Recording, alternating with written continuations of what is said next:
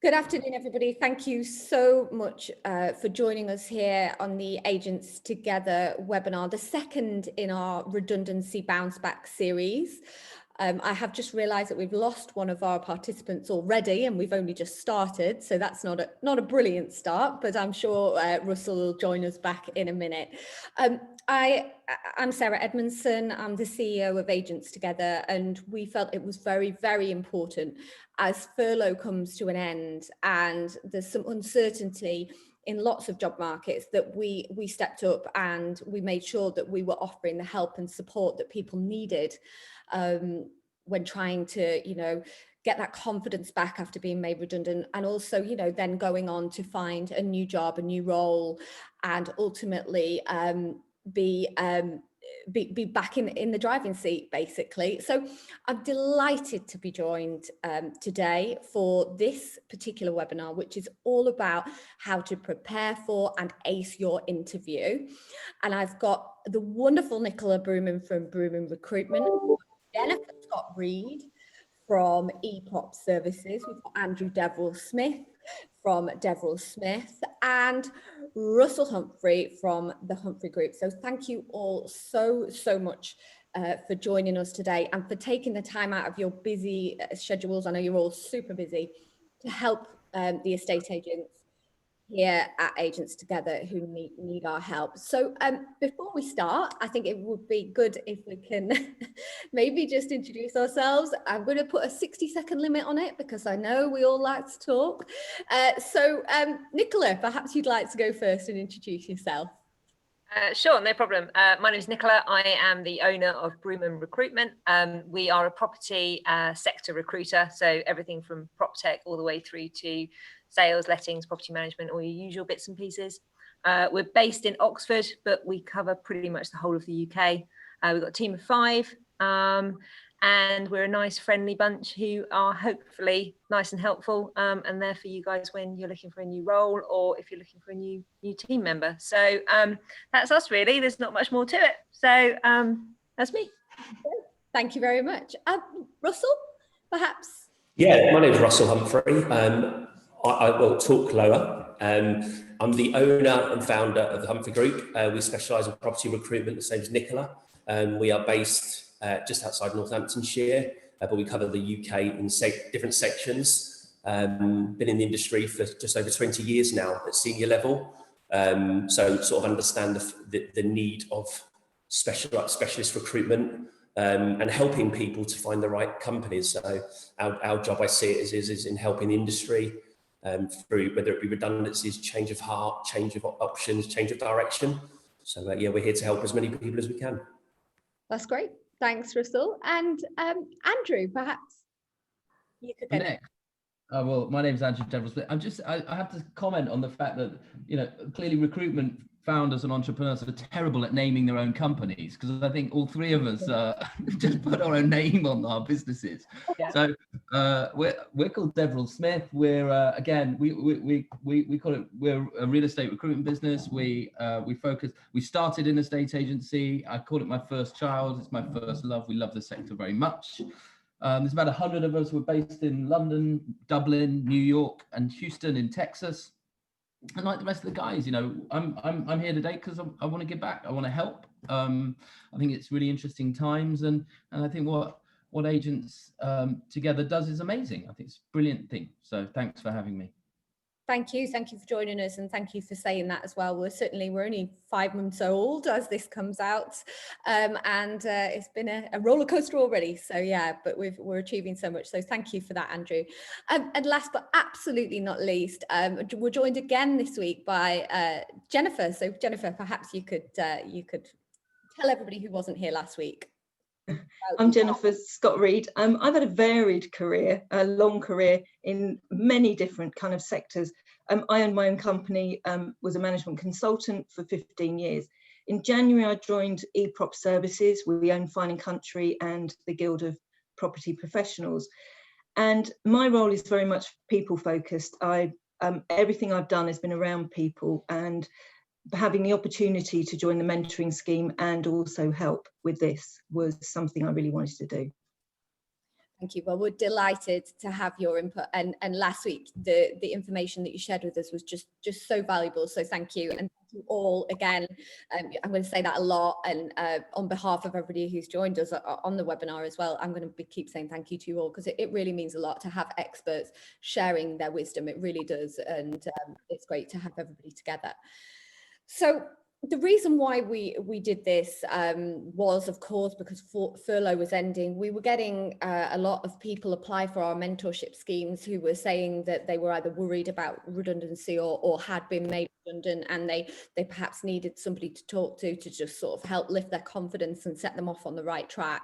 So we felt there was very much a need for us to sort of put something on that would reach those wide audiences as well, and make sure that no stone was left unturned, really.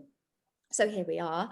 There was an interesting statistic, I shared it last time, but I'm going to share it again, and that was that in August, 227,000 people were made redundant, and the unemployment level in the UK at the moment is the highest that it's been in 3 years. And I don't want to sort of sound like a doom monger sharing those statistics, but I think sometimes we have to be realistic as well. And the property industry is in some parts is really enjoying a brilliant, buoyant time, but in other areas not so much. So it's really important that we reach out to those individuals who need our help. So today we're going to talk about interviewing.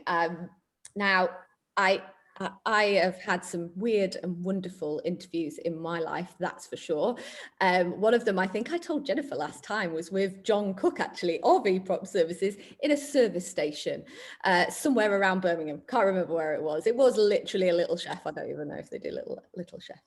But interviewing, you know, it's changed over the years, but I guess this is why you're here, experts. I guess that some of the fundamentals haven't. In that, you know, you've got to do a lot of preparation before an interview, and you know, you've got to do all the usual basics right, but I'm hoping we can get some insight into some of the juicy stuff as well from you. But my first question, and Andrew, maybe you can help me with this one. Are you seeing any trends at the moment, especially now everybody, including everyone's grandma, is on Zoom? Are you seeing like more people doing video interviews rather than doing face-to-face? What are the current trends? Excuse me. So yeah, what are we seeing? We're seeing definitely, look, Zoom's here and it's here to stay, right? I can't believe anyone's going to argue with that. So I think our take on this is that it's typically the first stage of a process, whatever that role may be. I think that's a really good thing. I think it speeds things up. I think it gives everybody the chance to take a little look at one another without, you know, going too far out of their way. And, you know, I think it speeds things along. I think it takes less time. Obviously, the agency sector was one of the first out of lockdown. And therefore, we see it with, you know, that kind of face-to-face thing is more commonplace actually within the estate agency sector than other sectors which we are servicing. Some of our other clients are absolutely still in lockdown. They haven't returned to their offices since March. They're not going to return to their offices. And, you know, one client I mentioned has said until the end of 2021. And so, you know, it very much depends on which sectors we're talking about. But in terms of the estate agency sector, there's more face-to-face stuff going on. But I would say Zoom is, it's kind of the default. First, not so much a first round interview, sometimes just a quick cup of tea and a coffee and get to know your session before things get serious. Does that answer the question? Absolutely, it does. And so Nicola, do you think that, first of all, are you finding that is the same for you? And also, do you think that presents any challenges in itself in terms of the fact that I've read lots of things about how you can't get your body language across very well on Zoom, and you can't quite sort of demonstrate your own true self on Zoom. What do you think about this trend towards video? Well, we were doing video interviews before lockdown happened anyway. We were a big fan of video interviews, and we think they're a really good way for a candidate to showcase themselves in their own words, using their own body language, all of those types of things that we think are really important when it comes to actually applying for a role. So we were actually doing this back in February. So for us, not a lot has changed in terms of the way that we present a candidate to a client. But I think what has changed is the acceptance of the fact that we do this as a way to introduce a candidate to a client. I do agree with you that there are barriers with video interviews, and the problem with video interviews is you can't pick up on those little subtleties, like knowing when to talk, those sorts of simple things. And there is a big difference with being present with somebody in a space and doing this. I must admit, I personally absolutely hate it if somebody FaceTimes me on my mobile. I hate it. It just doesn't sit well with me. I'd much rather just have a chat or have a coffee and a conversation. But I think it is very much the way things are going. And we are finding that our clients, what we're actually found is they've almost introduced a Zoom as a middle stage. So where they would do a telephone, then a face-to-face, they tend to do telephone or Zoom and then a face-to-face. But that face-to-face, I think, is still very, very critical for the majority of our clients. Yeah. And the thing is, it's a face-to-face industry, estate agency, isn't it? You know, certainly those nuts and bolts roles of negotiators, valuers, branch managers, you are face-to-face. So you kind of want to get that feeling as well of how somebody conducts themselves in that space. Russell, do you think, I mean, do you prefer one or the other, like, you know, face-to-face or video? What's your take on all of this at the moment? My take is pretty much what Andrew and Nicola said. I personally prefer face-to-face. I think Zoom has become a process of right at the beginning now. So Zoom or team meeting now is becoming where it's gone past the telephone interview rather than into a Zoom. But I'm with Nicola and Andrew. It depends on the candidate. Yeah. It depends on the client you're dealing with, because you know what they like and what they don't like, and it depends on how they come on. In that situation, I prefer sitting down, what Nicola said, sitting down with a cup of coffee, having a chat. So I've got mixed opinions about Zoom, but it's only for the benefit of both parties, because I think they could miss something on a Zoom and say yes or no on something before really delving much deeper into someone. So, yeah. That's really interesting. And my other thoughts about this are potentially from a obviously this webinar is here to help individuals who have been made redundant, but from an employer's point of view, I see the fact that, and you guys will have to tell me, and maybe Jennifer, you'll be able to help me with this. If you've got more working from home roles and you are interviewing over Zoom as well, does your talent pool get bigger? Have you got a bigger talent pool now? You're not just looking for somebody who's, you know, within an hour and a half commute? Yeah, I was going to say, every interview I have done since lockdown has been virtual. There's been no face-to-face, but that's because we've expanded much more, because we are working more remotely, and actually that you can then spread it. Now, of course, what we do is very different to an estate agent that needs face-to-face people. And I think face-to-face you cannot beat, for all the reasons Nicola said, Andrew said, and Russell said. You pick up so much more. For here, we can only see from the shoulders, unless you ask people to stand up fully, and then, you know, that just makes it more awkward, doesn't it? You know, make them more nervous by saying, I want to see you full there. So it has its place, but I think it is used more. But you have to, I think you can't rely on it once. If you're gonna do a virtual call, get other people in on it. And a little bit like Russell was saying, where the old telephone call, then you might do virtual, is what I tend to do is maybe 2 or 3 virtual, just to get other people's kind of opinions and just to see how they react with different things. That's really interesting. And I think what you said, Jennifer, is absolutely right. Obviously, I know that you are not an estate agent. What you do is different.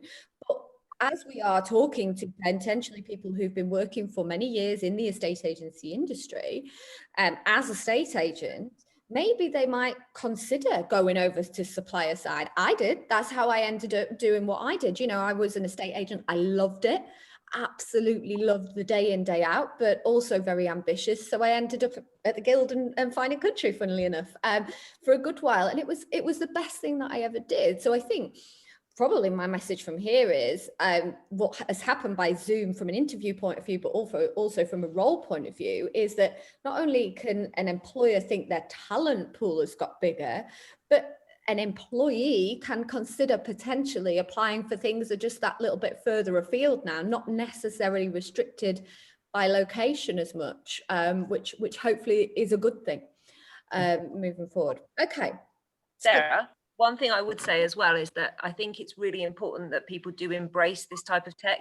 I think even in traditional estate agency roles, those roles are changing, and we're doing things a lot more virtually in terms of viewings, in terms of social media, all of that stuff. I think you need to be quite confident in doing these types of things, even in agency, in a traditional role now, because the position itself is evolving. Quite right. And as an estate agent, I think we're going to, like you say, we're seeing more and more virtual viewing technology where your face is on the screen, or perhaps you're doing those sort of vendor contact or vendor care calls where you would actually be doing a Zoom with them. So completely agree with that. I think it's really good advice. Thank you. Okay, so we'll move on to the juicy bit now. Hopefully, I am dying to know, not that I'm actually looking for a job, but I'm dying to know, I've been successful, I've submitted my CV and I've got an interview lined up. What things should I be preparing for this interview, that I'm going to go to? And I know you're all bound to tell me that this depends on the role, but can you tell me in a bit more sort of a general approach what the people on this webinar should really be preparing before they go? And I don't know, Russell, perhaps you can start us off. What's important to remember? 100% research on the company and what they stand for, what their culture is, what their just their image in the town they work in. So we do a lot, and I'm sure Nicola and Andrew do with their teams. Preparation for that interview is crucial, because if it's a Zoom call or a face-to-face, you've got to know exactly the company you're talking to, rather than leave just that attention to detail. Who's in charge of the company, how long have they been going, how many branches, how much market share, how dominant are they, do they need new fresh blood in the company because they're sort of set in their ways. Knowledge is power. And I find, we do a lot of stuff on this because of things have happened to us or clients or even myself. Knowing a company and research is my number one tip. Okay, and so that's right, and it means that all these years I must have been doing something right, because I definitely always did research. That's good. But I think that's a great tip, and I think what you've just said there about the depth of the knowledge is really important, because it's not good enough in my mind to just be nipping onto the company website 10 minutes before to just quickly remind yourself. You have to have coherently put this together, don't you? So I think that's absolutely number one, research. I've got a potentially a question here for that I'm sure the attendees on the webinar would like to know. What about making a presentation? Say we are going to be on a video interview, Jennifer. If I came to a video interview with you and did a presentation straight off the bat without being asked, what would you think about that? How would that go down with a... Oh, I've had some disasters on that, I'll tell you. I think it goes back to what I said last week, is failure to tailor. You've got to think who you're going, have it as a backup. By all means, prepare yourself, say you've got that. But if someone puts a presentation on that haven't actually been asked, well, I'll go make a cup of tea. Because to be honest, if you can't pick up, your whole job in an interview is to build rapport with me, is to build connection with me. And so actually, you've got to think about, again, tailoring it to what does the employer want? What's the language they've been using? So in your research, not only about the company, but their values, what is the type of thing they're looking for? Because then when it comes to your questions, you kind of anticipated it. I think also for me, it's about thinking about why you, what's your unique selling points? And I think what helps people to do that, because people go, no, that's a bit naff. But actually think about 5 things you do well, 5 things you're proud of, 5 achievements, then put it in a 30-word statement, which is very hard to do. It hones you to constantly get that message over in why you. And I think, again, for me, is when it comes what we talked about last week about evidence, is I think people have to learn to tell a story. And you can't just tell someone you're good at something. So in the interview, like a presentation means nothing unless you can take someone through a story.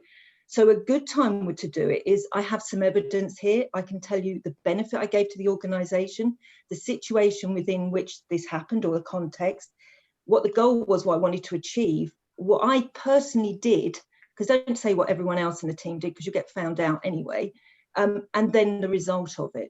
So you can interweave it, but if you've done all your preparation, then actually you've got the flexibility to use it when you need it. Okay. So so what you're saying is don't really prepare a presentation unsolicited, because it probably is not going to be tailored enough, which is something you spoke a lot about last week. But almost, and what I took from that, I wrote down personal elevator pitch. So like almost your elevator pitch and what you can do for this business and what you have done for businesses previously needs to be nice and succinct. And you said 30 words. I don't know if I'd manage that. I can talk. Most of us wouldn't. Might take some refining.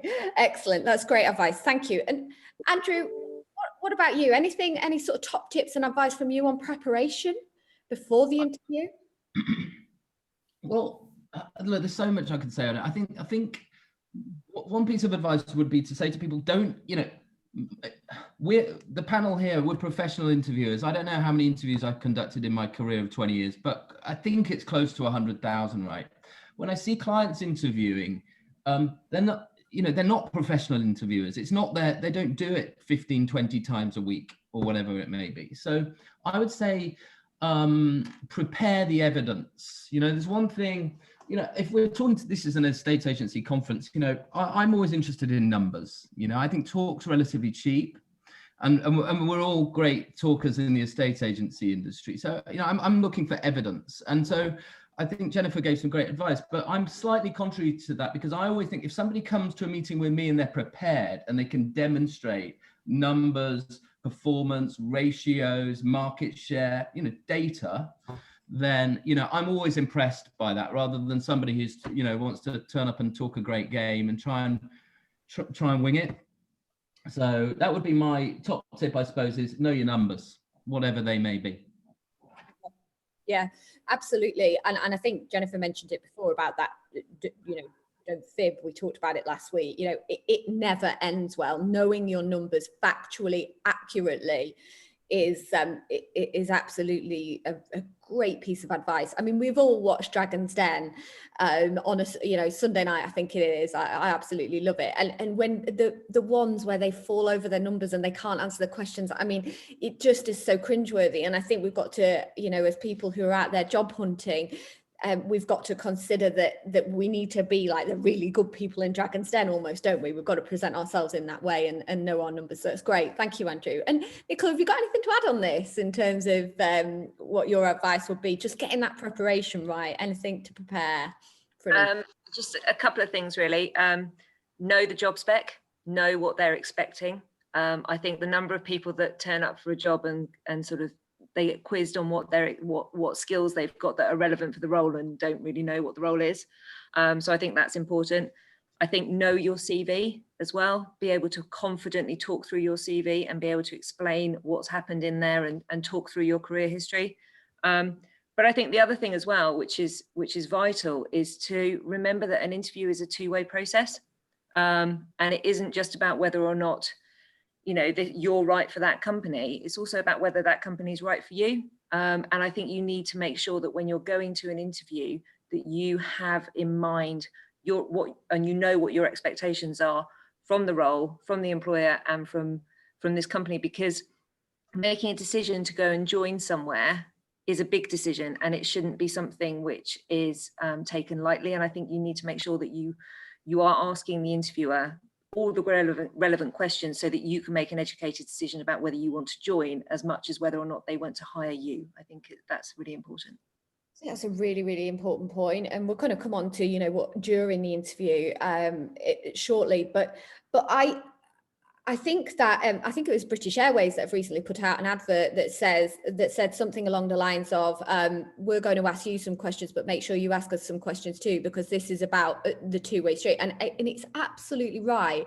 And I think after you've been made redundant, you kind of, there might be that sort of desperation slightly kicked in. I spoke to a gentleman last week, and he'd applied for 100 jobs until he got his first interview. Finally he got it, and he's got through there. And by then you're kind of starting to really just, let's face it, it's desperation is kicking in a little bit in some cases. And then you start to think, I just want this job, rather than actually still asking yourself that question, is this the right fit for me? But it's so important, because we spend 40, 50, 60 hours at work a week. I think that's probably illegal, but it's 39 hours a week at work. And ultimately, we spend more time with those people than we do with our family. And it's got to be right. Otherwise, it leads to a bit of misery, really. So fantastic advice. Thank you all so much for that. Really, really useful. So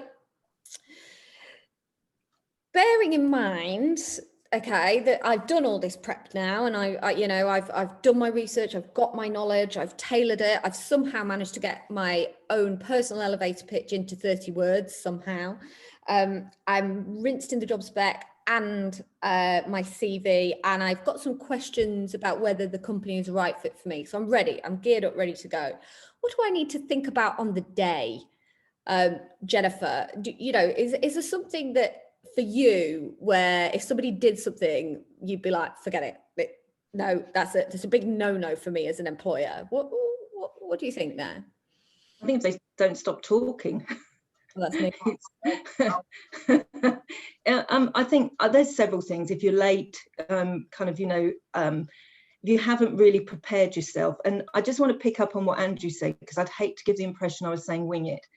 I think when people have been made redundant, I think sometimes their confidence gets knocked. So to me, that's why it's important to think about what your achievements are and why but you don't tell somebody. It's absolutely got to be evidence-based. So again, for me, a no-no is someone who can't back up. So I totally agree with Andrew that, you've got to be able to back that up. You can't tell somebody. If you know this and you've prepared, you interweave it without telling someone, because your evidence speaks for you, and that's where you kind of go. So to me, it's not doing research, not kind of taking care of everything in your preparation. Okay. Are there any other things that I really, really need to avoid on the day of the interview that any of you would advise that somebody who is being interviewed avoids? Andrew? Yeah, trying to reschedule. Okay. In my opinion, it shows a really bad sign of not being able to make something when it's been organised previously. So trying to reschedule something is a no-no for me. Okay, good. Andrew's laughing. I'm dying to know what he's going to say. I'm just thinking of all the things you should avoid doing, but I think, Russell's point,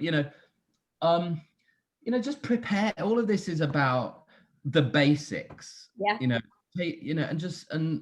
And so things can go wrong, right? Your car cannot start, or your child could be sick. All this stuff happens in life. I think it's just having a backup plan and a contingency to make sure you're there and you're ready when the opportunity kicks off. I think that's a really, really interesting point, though. And I know it's basics, but when I've not got my agents together hat on, I've got a training business, and one of the things that we train estate agents is do the basics really, really, really well. I don't worry almost about anything else, because that actually in itself, it makes you head and shoulders above everybody else. So you're quite right. But that having a contingency, a backup plan is really interesting. I live in the middle of nowhere, right? Lake District, middle of nowhere. It's fantastic. And I've had my world has tipped on its head, because I used to spend 5 days on the road, and now I'm 7 days in the house. Bizarre, strange, weird world. But we also, for some reason, get a lot of power cuts. Okay, it's obviously symptomatic of living in Cumbria. If you spoke to my business partner, he'd tell you we've only just got electricity and Wi-Fi, so that's what it is. But because he's a southerner. But it's I have to have like a special little generator in case on a day like today, for example, when we're filming this, my laptop power died. Everything has to be charged all of the time. So I haven't basically got a mobile phone because it's constantly plugged into the wall. My mobile internet is like my backup to my actual Wi-Fi, so that if that goes down, I've still got battery operated Wi-Fi. So great point. And I think it's really, really important. If you are committed to what you are about to do, the interview, then absolutely have a backup plan should anything fail. Power, Wi-Fi, children, I don't think they'll fail, but you know, car, whatever it might be. My child failed this morning, I can assure you, at 8 o'clock. My youngest was not interested in taking her older brother to school, but that's a separate point. Doesn't it, right? It does happen. So no, it's great point. Excellent. Nicola, have I asked you? I've gone. No, okay. To be honest, I agree with everybody else. But I think that what I would say is we're all guilty sometimes when we're really flustered and when we're really nervous of saying stuff that we don't actually mean. So this little chimp in our head kicks in and we go nervous and we say something silly and then go, oh God, why did I say that? We do it. I do it all the time. And I think that first impressions are really important. Statistically, the first 7 seconds of an interview are the most important 7 seconds that there are. And I think sometimes people can go into an interview and they'll make a comment that possibly might be a little bit inappropriate. They might be a bit overfamiliar. They might be quite standoffish. They might not make eye contact. All of those little things, I think we just need to just take a breath. And this again goes down to what everybody else has been saying about being prepared as well. So just be prepared when you go in there. Think about the way you compose yourself. Think about your body language. Don't have a cigarette on the way in because you stink of fags. You know, if you get there early, fantastic. But if you go and have a cup of coffee, think about your coffee breath. All these little things. I would just be careful. Sorry, Andrew. Coffee and fag breath combo is yeah. But perfume just doesn't work. No. Okay, it's good advice. And actually what you've just said there, Nicola, you know, this is going to resonate with so many people because you've got this anxiety because you've had a kick with your confidence because you've been made redundant, coupled with the nerves that everybody, even the most senior people, and Andrew, I know you work with some incredibly high levels C-suite people, and everybody gets nervous, right? Don't they? Because it's a big deal. You want a job, so you're nervous, and all of that leads to this perfect storm of potentially, you know, not taking a deep breath, and just going slow and remembering all those things. I think the overfamiliar thing is a really good point as well. It's just you've got to remember that as much as we're a fun industry, hopefully estate agency is quite a friendly industry. There's a difference between being friendly and professional and that overfamiliar side that usually we see at all the conferences. The less said about that, the better. Anyway, keep it lighthearted, obviously. So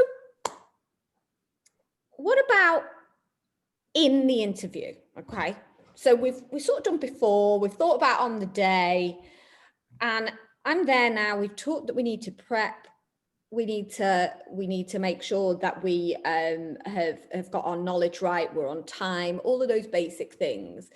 If you are being interviewed, maybe even on your second interview, are there any big questions that you should be asking a potential employer? I don't know, Russell, do you want to take this first? What do you think?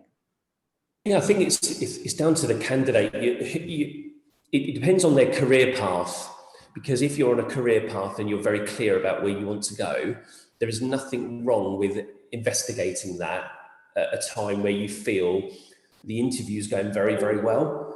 Because again, not asking enough questions could lead you to joining a company that won't fulfill your career path potentially. So asking questions about their growth plans, if you're very career minded, could show an employer that you're very serious about their company and about where your career is going, without sort of talking yourself out of a role, obviously. Yeah. Okay. And Andrew, What do you see? I mean, the idea that jumps into my head, I mean, a state agency generally is a quicker hiring process than virtually any other sector within property that we service. It's always been first interview, second interview, offer, done.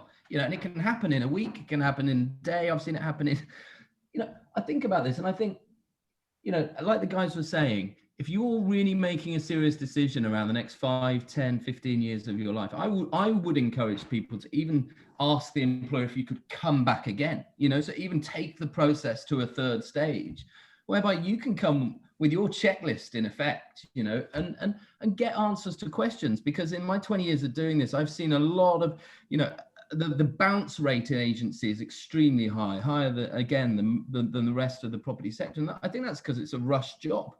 It happens a little bit too quickly. So don't be afraid, I would say, to say, look, I've got lots of questions and I'm taking this really seriously. And, I've got 3 kids to feed. So, don't jump in blindly would be my advice, because, you can assume all kinds of things that simply aren't the case. Yeah, I think that's great advice, because I mean, it's been a while since I had an interview, but I remember one, and I remember getting out of the interview and thinking, there's so much more I wanted to ask. Any employer who's not prepared to give you an extra hour to answer all of the questions that you may have, I would suggest is not somebody you want to go and commit the next 5 or 10 years of your life to. I really think that is such fantastic advice. Just this idea that I so many meetings and things that I've come out of and thought, why did I not say that? Why did I not ask that question? And I think so brilliant, absolutely brilliant. And just showing how engaged you are in the process as well by doing that. So brilliant. Okay, Jen, what about you? Because you're actually directly involved with interviewing people. Any questions that you hear that you think, okay, this person's really invested in this? Yeah, and I think it does depend on who the interviewer is. I like Andrew, I'm people, you're very much about the detail on things. So for me, someone asking me what the values of the company are, what characteristics of someone to represent the company would be important. But equally also is wanting someone to say, what does success look like and how do we measure that? And I totally agree with Andrew. I have to say, and it's been a long time since I was employed by anyone, apart from EPROP now, because running my own company. But I would always ask to spend half a day, because I wanted to know, am I going to like these people? Am I going to like the way they work? Is it going to suit my style? Because if I'm going to get a micromanager, I'm not going to stay, is someone going to allow me freedom to expand? Now, that's not always possible in the roles that you go into, but you have to think very much about what you want out of the job, but also what the employer's wanting out of you. So I think, again, asking, why do you like this job? What's the most rewarding thing for you? Or what's the most challenging thing? Again, don't be scared to ask those questions. It gives you much more information about whether it's going to be a good fit for you. Okay, that's great. Thank you. And so, Russell, tell me, help me out. Are there any big no-nos that you shouldn't ask? Because I always wonder this. I always wonder whether there's something that shouldn't be said. If we're talking about, if it was early stages, talking about a package isn't the right time at the beginning. So for me, because that's money motivated, as in I just want to know the package rather than the company and what it stands for. So if I was saying a no-no at the beginning, if we're talking about first stage interview, I wouldn't be discussing the package, because you should all be already, like Andrew said, being prepared. You should already know that. So yeah, don't talk about packages at the beginning. That's really interesting, because I personally would have, and this is why you're the expert, I'm not. I would have thought to myself, okay, I'm a salesperson, I'm money hungry. Therefore, it's okay for me to just get straight out there and talk about, my package that I would like, please. So, Andrew, do you agree with Russell? Nicola, do you agree with Russell? Yeah. Well, ladies first. I do agree with Russell. I don't think it's appropriate to go in and say that at the beginning of an interview. I think there is a time and a place for it, but I certainly wouldn't be the first one to bring it up.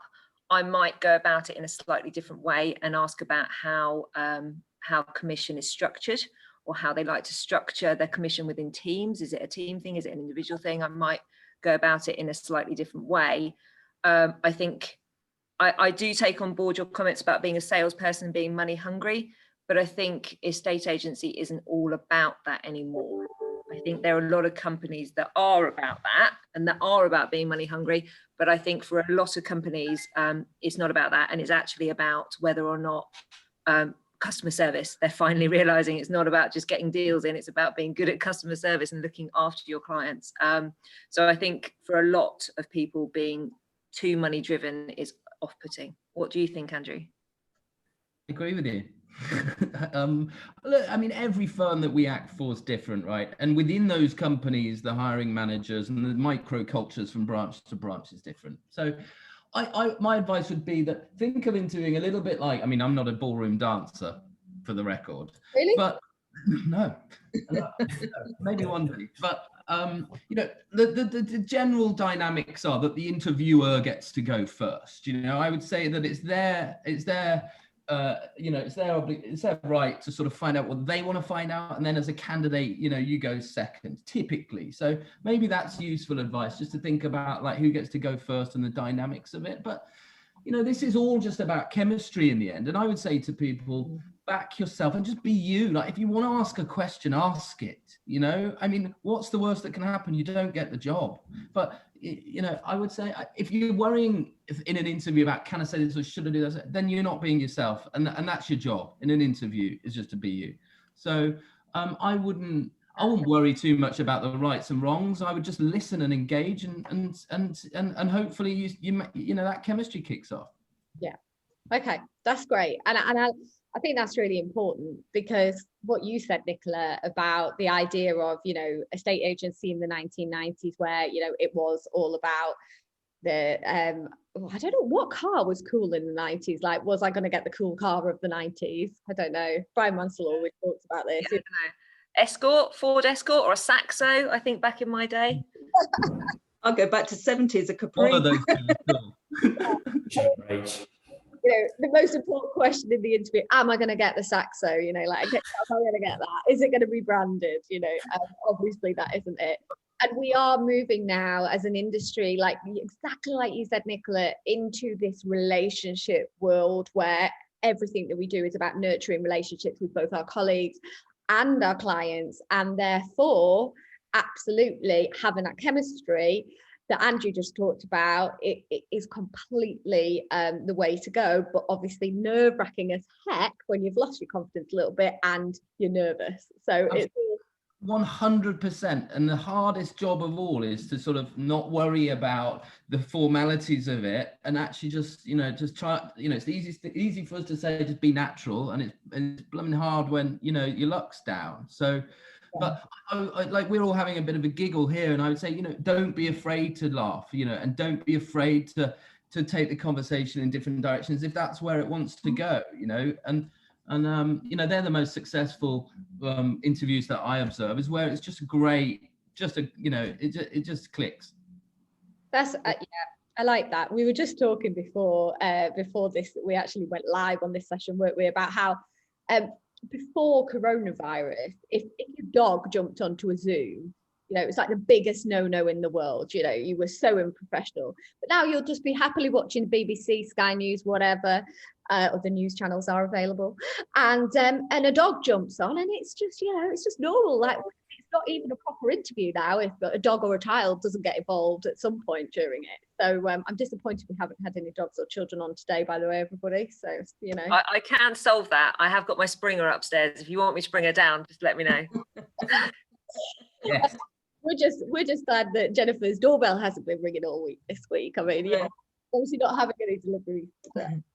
Okay, so that's all really, really brilliant advice. And we've got around about sort of 10 minutes left now. And so I just want to sort of ask you all, is there anything, obviously I'd prepared some questions for you all. I wanted to think about, you know, before the interview. Okay, I wanted to think, and you've shared all of that about the knowledge and the preparation and having your little elevator pitch ready. We've talked about during the interview about, you know, the questions that you should be asking, the fact that it's a bit of a ballroom dance. I absolutely love that analogy.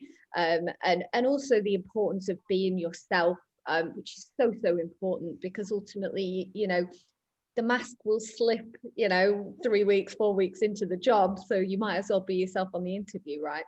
So we've talked about all of that. Is there any things else, anything that you would say as a message to the people that are watching this, whether they're watching it live with us today or whether they're going to watch this back because this is going on our YouTube channel? Is there anything that you would say, Jennifer, that is really important for people to think about with their interviewing, to ace their interview? Yeah, I think probably think about everything that we've covered today and put it all in your preparation. I think the one thing that I would say that I think people fail to do is then practice. So a lot of people do their prep, but they don't actually practice. So get your camera on, have a look at your background, have a look at how you come over, you know, your sound levels, kind of, you know, is it echoing? Is there any distractions? I have 2 cats, they're actually behaving themselves, but now you've talked about it, they've decided to wake up. So they probably will come in. But, you know, all of those things, and play it back to yourself. So, you know, quite often when we're nervous, we talk really fast and we keep going, you know, is actually learn to slow it down. Think about how you're going. Don't go too slow because you'll put them to sleep, but, you know, is be yourself, be authentic, but actually just get some feedback from yourself on it. So practice. That's fantastic. And last week, Jennifer, you said also that reading out loud your CV helps with getting that organized. So it's interesting that you also recommend this practice, which I think is brilliant. And the Agents Together Speedy Mentorship Scheme, that's 30 minutes with a professional. That could be, you could ask somebody to help you with a bit of role play and a bit of practice. So by all means, reach out to Agents Together, because I'm sure the people on this call would be happy to do a bit of a practice session with you. I'm sorry, I've walked you all into that, but I know you're all nodding and smiling at me furiously. Look at that! Wow! It's like a conductor of an orchestra. Fabulous. Okay, so Russell, what about you? Anything further to add for the? I think it was something Andrew picked up on earlier about stats. You know, knowing your figures. The amount of times I have conversations with major people in companies about interviewing somebody, and the person spouting out figures that are not correct. So Jennifer, I think, picked up on it. You know, knowing your figures, because these top people in property will go and check. So you don't have to make something bigger than it really is. It needs to be accurate because they will go and check. So yeah, accuracy is everything. And Andrew and Jennifer picked it up, and I think Nicola did. Just know your figures, because if you do and they go and check and they're absolutely correct, it just shows honesty to me. So that's probably a very big, and they've all picked up on it today about their preparation of figures. It's really important. Yeah, I completely agree. I mean, the trust element is absolutely essential. And I've interviewed people in the past, and I've literally sat there thinking, have I gone crazy? That what they've just told me can't actually be right. Basic maths, it cannot be right. So just by almost trying to be too clever, that you know, you can end up tripping yourself up. So I think absolutely, you know, just making sure that you know your numbers very, very clearly, and they don't need to be overinflated, because everything's got a reason, right? You know, it's all about actually what you've done, what you can affect, and your future as well as your past, isn't it? So yeah, really, really good. It's the first opportunity you've got to show honesty. So if it's the first chance you've got of saying these are my figures and they're incorrect, you've just shown me you haven't got honesty. You're not being true to yourself. So yeah, very key. Oh, good. Andrew, I know you said to me when we spoke you could go on forever in a day about this. I've got so much. Look, I really feel for people that are out of work, right? Hugely. And it's very easy for us all to sit here and spout advice. It's not so easy when you're on the receiving end of it and you're feeling down on your luck. So that's the first, you know, it's all. So I would say, look, forget about interview preparation. If you can't get interviews, then all of this talk's worthless, right? So my top tip to anybody who's listening to this, who's out of work, is, and it may sound daft and everyone might think I'm crazy, but you know what? if you went and knocked on doors to the local estate agent that you want to work for, you think you want to work for, and you say, I'm out of work, is there any opportunity that I could work here for free for a week to show you what I'm all about? I'm prepared to bet that it wouldn't take you more than 5 times of doing that before you're effectively in a job. Okay, you might not be being paid, but there's a real opportunity for you to demonstrate your skills and your true character. And interviews are, very subjective, and they're very unscientific generally. There is nothing better for an employer to see somebody 5 days, in action for 8 hours a day. So that would be my big, brave, bold tip if anybody were up for taking it on. I like that. I think it's different as well. And Nicola, last but not least, what are you thinking? Anything? Oh, I'm smiling because I actually suggested what Andrew's just said to a mentee the other day, and said that they go and do exactly that. So that's why I'm smiling. I've just got two things really that I kind of wanted to finish on. And one, again, is to back up Andrew's comments earlier about in an interview, it's really important to be you. In sales roles in particular, people buy into people. We're a people industry, and to sit there and not get your personality across and try and think you need to behave in a certain way isn't the right thing to do. You've got to be you. Like you said earlier, you spend all these time with people, so don't try and hide it, embrace it, and get across that personality that makes you an individual, because like I said, people buy people. And my last point really is about conduct post interview. So we have had a number of scenarios over the last year or so where people have come out of interviews and have done some fantastic things, where they followed up with an email to the interviewer. I think that's always a really nice thing to do. Pop them a quick message, even if it's something on LinkedIn or whatever it may be. Just say, thanks, lovely to meet you, which I think is a really positive thing to do.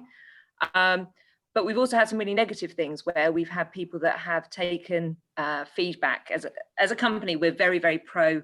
We will give you the true, honest feedback. We don't fluff it up. We will tell you exactly what they say. And I think sometimes where people have been highly emotional or have been through the mill and really struggling to find roles, have taken that information and not taken it very well. We've had companies that have phoned up the people that have interviewed them and given them both barrels.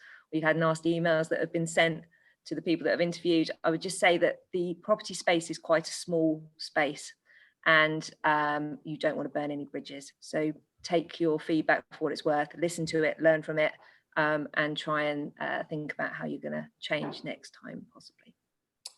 Fantastic advice. And I was going to finish on that. So thank you, Nicola, for bringing that up, is that just as an absolute to take us out, we're coming up to the hour mark, but that obviously Nicola said, make a nice email, a bit of a LinkedIn note, just really sort of cements the fact that you're a good human and that you're courteous and it puts you across in a good light. But obviously it can go terribly wrong if you don't take it well. Any other advice on that? Because it's scary, right? If you go for a job and you want the job real bad and it's all gone super well and everything's fantastic, and then you're sitting there thinking, oh, right, come on, how long? Should I be chasing people up every few days? What's the conduct? What's the right thing to do? Well, we try to get feedback instantly, and we will always come back to you on the same day of an interview to give you feedback, even if it's just to say we have no feedback. What I would say though at the moment is that the estate agency world is a very, very busy place, and it's taking longer for us to get feedback than it would have done back in February, mainly because people are doing interviews, running out on valuations, and they're then out for the rest of the day. So it can take longer to get feedback. Just because it takes longer doesn't necessarily mean it's negative. And I would say be patient. Your recruiter should come back to you, in my opinion, within the same day to give you some sort of feedback or catch up with you at least to find out your side of how it went.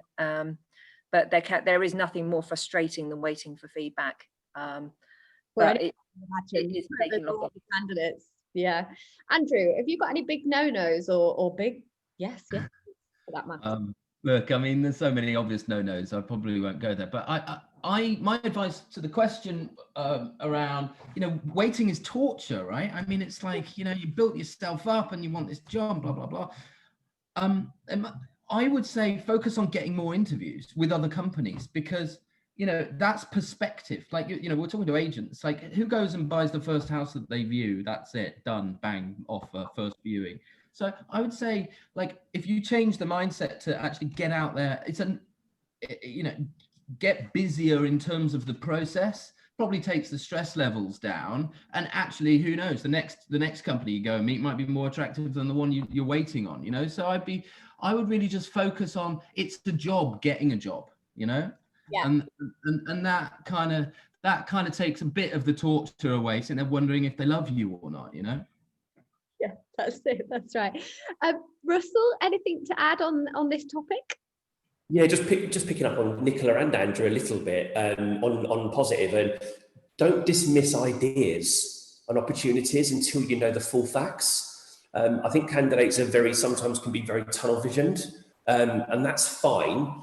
But if there's an opportunity, discuss it, look at it, and make an educated guess rather than just saying that's not for me, without knowing the full facts. That's great advice as well. I have a mentor as well, which is good. I believe in the mentorship process. And he said to me, this was ages ago, in one of my first ever mentor sessions, and he said, I want you to write down everything that you wouldn't do in your working life. And I thought, God, that's a really strange question. And then, and it's basically something that you would never do. And the reason that I've sort of shared that anecdotal evidence is that the list was really small, because when it came to it, I realized there's loads of stuff that I would do. There's a couple of things that just don't appeal to me at all. But actually, you can be quite open to things and explore different opportunities, and you can be surprised then at how many doors open for you, and how things can change for you. So I really agree with that, Russell. I think that's fantastic, and I think it's a great piece of advice. And Jen, anything from you? Is there anything that drives you mad when people are trying to get feedback, or anything that you don't want to see post interview? I think, as Nicola said, the thank you, I think, is always nice. And certainly I would try and get back as quickly as I can, normally within the same day. But I think, just picking up also on what Nicola was saying, in constructive criticism, all I'd say to people is, if you've heard that before, it's not the interviewer who's got the problem. So actually take it on board and actually think about, how do I develop in that? Because it's really important to have awareness, and if you keep getting knocked back for the same thing, you just need to look at ways that you can develop. So that, I take what Andrew's saying, be proactive in finding work, but also proactive in developing yourself. So that would be me. And there's a lot, it's difficult to say this to people who've been made redundant, but failure, we've all failed. Every single person on here has failed at something, although it's how you deal with it and whether you pick yourself up. And some people won't even say they failed, but everything is learning for them. I'm certainly one of those people. You don't always get everything right. You don't always get your own way, although I definitely try. It's very much a case of learning from those experiences and absolutely seeing how you can improve yourself, and having that ability to reflect and self-analyze. It's a big quality now that I think is important in everybody, and certainly in the world of post-coronavirus. So I think to have that ability to self-analyze and reflect upon yourself in an interview as well is very, very important, as well as getting the feedback from those that have interviewed you. Well, look, it's exactly an hour. So thank you. I mean, there's so much great advice there. And, some of you have echoed my exact thoughts. Look, it's really easy for us to share all this great advice and really easy for us to say it. We know that it's really difficult if you've been made redundant. we really want to make sure that we're there to help people and agents together. Specifically, if you feel that you want to talk to somebody some more, we've got the mentorship scheme set up. You can do a speedy, which is just 30 minutes, a one-off, or you can arrange something which is more longer term, between 3 and 6 months, and you can have somebody to bounce ideas off, get some inspiration from. All of the wonderful people on this call today are mentors, so and thank you all for that. Like, you guys are absolutely amazing. We are privileged to have you all as mentors at Agents Together. Thank you for joining us, everybody, on the webinar, and thank you to our wonderful experts as well. We'll see you next week, same time. Thank you. Thanks very much. Bye-bye.